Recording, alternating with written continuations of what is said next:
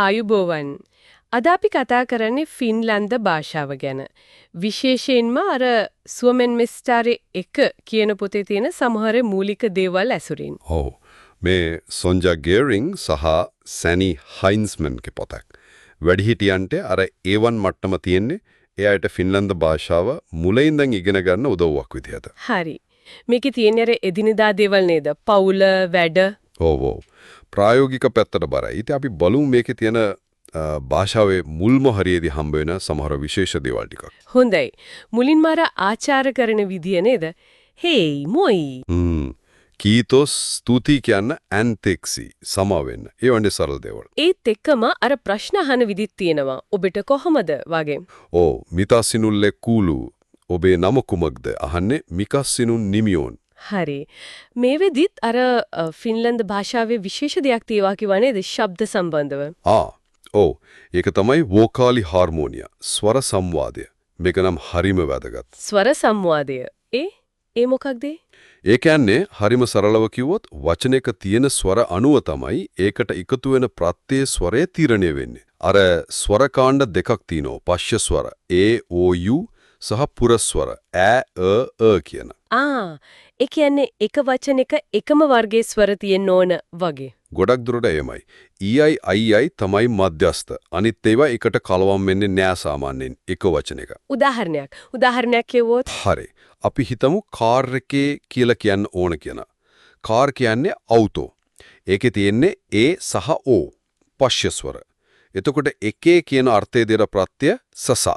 ඉතින් සම්පූර්ණ වචනේ අවුටෝසා. හරි. අවුටෝසා. දැන් තේ කියන වචනේ T. ඒකේ තියෙන්නේ E විතරයි මධ්‍යස්ථයි. ඒත් ඒකට ආධාර ප්‍රත්‍ය වෙන්නේ සස්සා. පුර ස්වරයක් එක්කෙන එක. ඉතින් තේ එකේ කියන්නේ තේස්සා. ප්‍රත්‍ය වෙනස් වුණා එතකොට.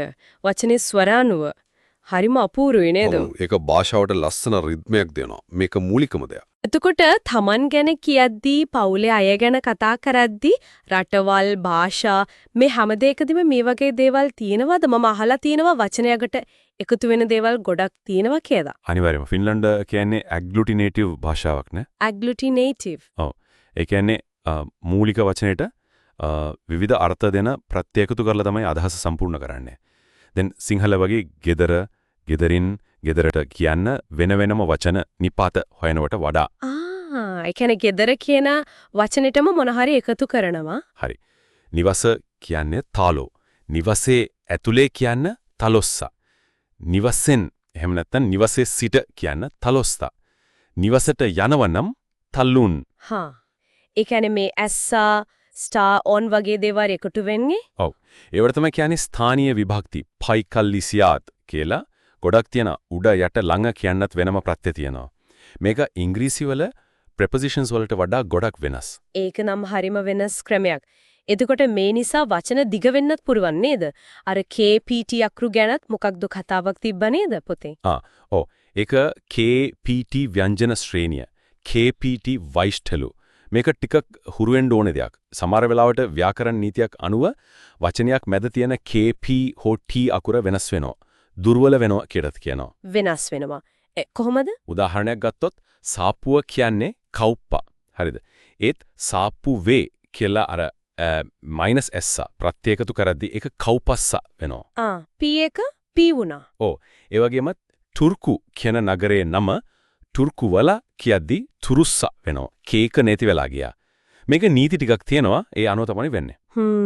ඒ කියන්නේ ෆින්ලන්ත ඉගෙන ගන්න කෙනෙක්ට මේ ස්වර ගැලපීම අර ප්‍රත්‍ය එකතු වෙන එක මේ අකුරු වෙනස් වෙන එක මේවා තමයි මුනිමල්ල ගන්න ඕන දේවල්. ඔව් මුන්නවදීදී මේවා තමයි ප්‍රධාන.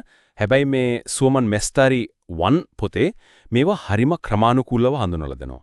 පාටිටිව් විභක්තිය ගැන කියද්දී. පාටිටිව් ඒ මොකද්ද? ඒක තව විභක්තියක් ප්‍රත්‍යක්. ඒක පාවිච්චි වෙනව ගොඩක් වෙලාවට මේ සංඛ්‍යා එක්ක. ගෙවල් දෙකක් කියද්දී කක්සි තලෝවා. තලුවා නෙමෙයි තලවා. ඔව්. නිෂේධ වාක්‍ය එක්කත් මට කාර්යයක් නෑ කියන්නේ මිනුලා එයියෝලා අවුටෝ. අවුටෝ නෙවෙයි. හරිම සියුම්නේ. ටිකක් එහෙමයි. ඒ වගේම කොටසක් හෝ නොනිශ්චිත ප්‍රමාණයක් කියන්නත් පාවිච්චි වෙනවා. කැම බීම ගැන කියද්දී වෙත්තා වතුර ටිකක්. ලේපා පාන් ටිකක්. තේරුණා. එතකොට මේ පුතේ තියෙන අනිත් වචන අර කාලගුණය සතා වහිනවා, අවරින්කෝ පායස්තා ඉර පායනවා, වෙලාව කියන ඇටි. කෙල්ලෝන් නෙල්ලියා. ඔව් 4යි. කෙලෝන් පූලිවීසි 4:00යි. ප්‍රවාහන ක්‍රම ජුනා බුස්සි මේ හැමදේම ඉගෙන ගන්න අර ව්‍යාකරණ නීති ත්‍රිකමද? ඔව් ඒක තමයි මේ පොතේ ක්‍රමය. වචනමාලාව දෙන ගමන් ඒකට අදාළ ව්‍යාකරණයක් දෙනවා. දැන් ස්ථාන ගැන කතා කරද්දී අර ස්ථානීය විභක්ති ටික එනවා. කෑම ගැන කතා කරද්දී පාටිතියුව එක එනවා. ඒ වගේ. ඒක හොඳයි. ක්‍රමානුකූලව යනවා එතකොට.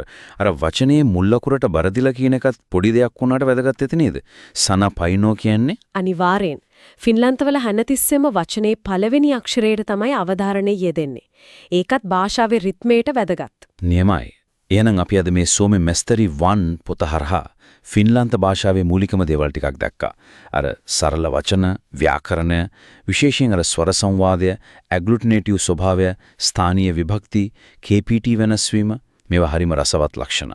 ඔව් මේකෙන් පොඩි අදහසක් ගන්න පුළුවන් භාෂාවේ ව්‍යුහය ගැන. ඒකේ තියෙන තර්කය, ක්‍රමවේදය. ඒක හරිම වෙනස් සහ සිත් ගන්න සුළුයි. ඇත්තම අවසාන වශයෙන් සිතන්නට දෙයක් තියෙනවා. අපි සාමාන්‍යයෙන් කතා කරන භාෂාවල වෙන වෙනම වචන නිපාත වගේ ගොඩක් පාවිච්චි කරලා අර්ථය හදනවානේ. ෆින්ලන්තවල වගේ එක වචනයකටම අර්ථ ගොඩක් ප්‍රත්‍යවේදිත එකතු කරන මේ ඇග්ලුටිනේටිව් ක්‍රමය අපි හිතන විදියට අදහස් ප්‍රකාශ කරන විදියට කොහොම බලපනවා ඇති කියලා හිතන්නේ? ඒක හොඳ ප්‍රශ්නයක්. සමහර විට ඒකෙන් අදහස් වඩාත් සංයුක්තව කෙටියෙන් කියන්න පුළුවන් වෙනවද? එහෙමත් නැත්නම් වචනයක ගැබ් වෙලා තියෙන තොරතුරු ප්‍රමාණය වැඩි වෙන නිසා සිතුවිලි ගලා යාම වෙනස් වෙනවද? ඒක නම් තවදුරටත් හිතන්න ඕනේ දෙයක්.